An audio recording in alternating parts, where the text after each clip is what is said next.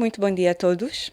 Sejam bem-vindos à sala de imprensa Carlos Rocha de Lolo, aqui do Ministério da Economia e Planeamento, para mais um briefing bissemanal. Hoje, por ser quinta-feira, o nosso briefing é então no domínio do planeamento. Temos aqui para apresentar-nos algumas informações o Diretor Nacional de Estudos e Planeamento, Dr. Luís Epalanga. Muito bom dia. A quem eu vou chamar, sem mais demora, para fazer-nos então a apresentação do briefing de hoje. Dr. Epalanga. Muito bom dia a todos e sejam bem-vindos. Durante o período de 28 de janeiro a 2 de fevereiro de 2022, o Ministério da Economia e Planeamento, no domínio do planeamento, esteve dedicado essencialmente em 3 temas. Relatório do balanço anual da execução do PDN 2018-2022, processo de elaboração da Programação Macroeconômica Executiva para 2022 e primeira Comissão Bilateral Mista, República de Angola e Hungria. Em relação ao relatório anual do balanço da execução do Plano Nacional de Desenvolvimento 2018-2022, apraz-nos informar que prossegue o processo de recolha e tratamento de informação setorial sobre o estado de implementação dos seus 70 programas de ação para 2021. Reiterar que este trabalho está a ser realizado em colaboração com os gabinetes de estudo, planeamento e estatística, GEPs, setoriais, provinciais e municipais, e destacamos que se tem observado cada vez mais uma maior articulação entre coordenadores dos programas de ação, ministérios e governos provinciais, no sentido de reportarem todas as ações de domínio territorial desenvolvidas em cada circunscrição. No que diz respeito ao processo de elaboração da Programação Macroeconômica Executiva para 2022, informamos que está concluído o processo de recolha das execuções do ano 2021 e projeções setoriais para 2022 e decorrem os trabalhos conclusivos dos cenários iniciais, estando a ser criadas as condições para a adoção e validação dos pressupostos de base.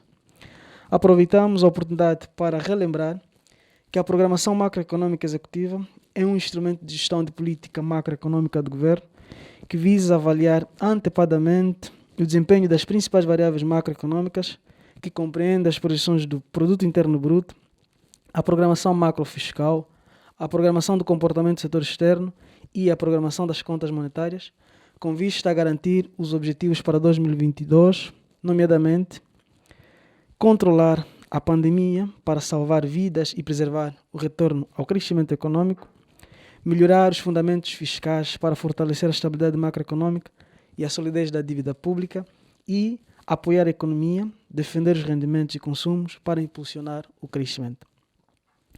Importa destacar que o acompanhamento, monitorização e avaliação da Programação Macroeconômica Executiva são realizados através de relatórios mensais e trimestrais, de modo a permitir ajustamentos à política macroeconômica.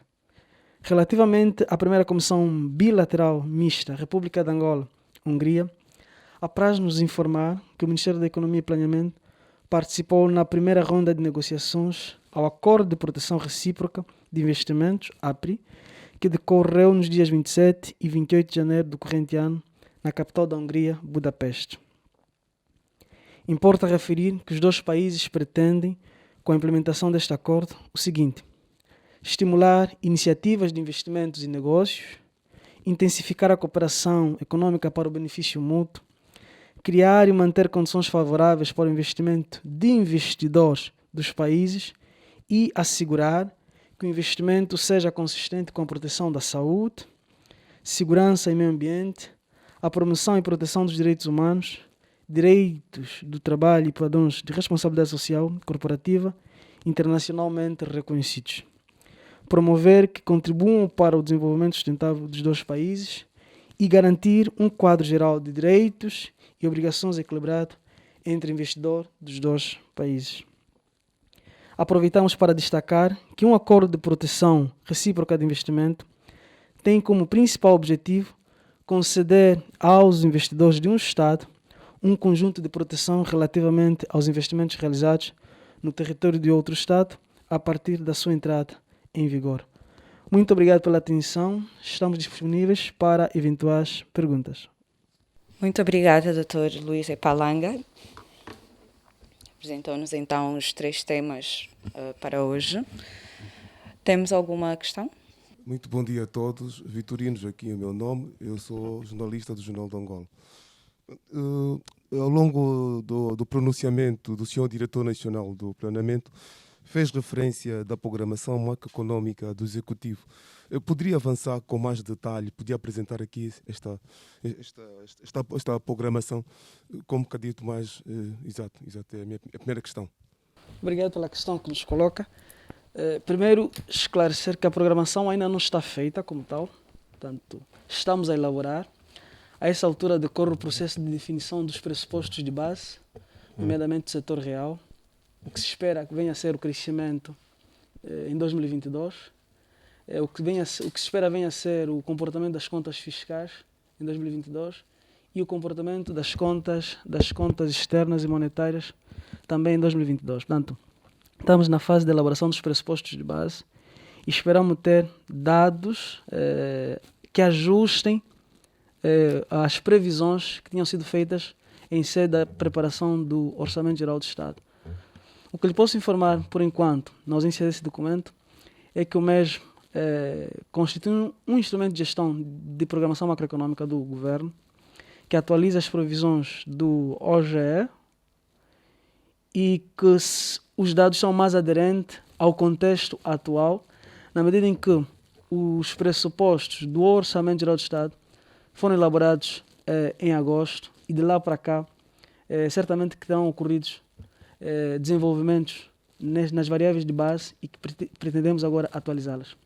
Portanto, o documento será elaborado o mais tardar até 15 de fevereiro e teremos novos dados sobre as previsões do comportamento da economia para 2022. O resto-me agora uma outra situação. Fez referência também, ao longo da sua explanação, sobre a Comissão Bilateral, se é isso que eu entendi, Comissão Bilateral Angola-Hungria. O que é que está de concreto a acontecer? E qual será o desfecho possível disto? Bom, o que acontece no âmbito desses protocolos, como dizíamos ao longo do briefing, é que são protocolos que visam garantir que os investimentos feitos por determinados cidadãos de um determinado Estado possam ser protegidos pelo Estado angolano. A essa altura, o que decorre é que já temos um protocolo assinado com Portugal e queremos estender este tipo de protocolo com outros países, no caso concreto com a Hungria. É que os investimentos de investidores da Hungria em Angola sejam protegidos. O Estado deverá dedicar todos os esforços para poder proteger o investimento destes investidores e o mesmo acontecerá com os nossos investimentos neste país, nesse caso da Hungria. Portanto, estamos numa fase de preparação dos pacotes e do quadro legislativo que poderá regular então este acordo bilateral entre Angola e a Hungria. De concreto, eu queria saber se quais são os investimentos que a Hungria tem aqui. Valores, se calhar, setores. No fundo, essa é a minha questão. Exato. Eu não disponho dos valores precisos sobre os valores e sobre os montantes, nem a natureza do investimento. Podemos, em próximas oportunidades, fazer chegar um documento com esse detalhe para podermos dar.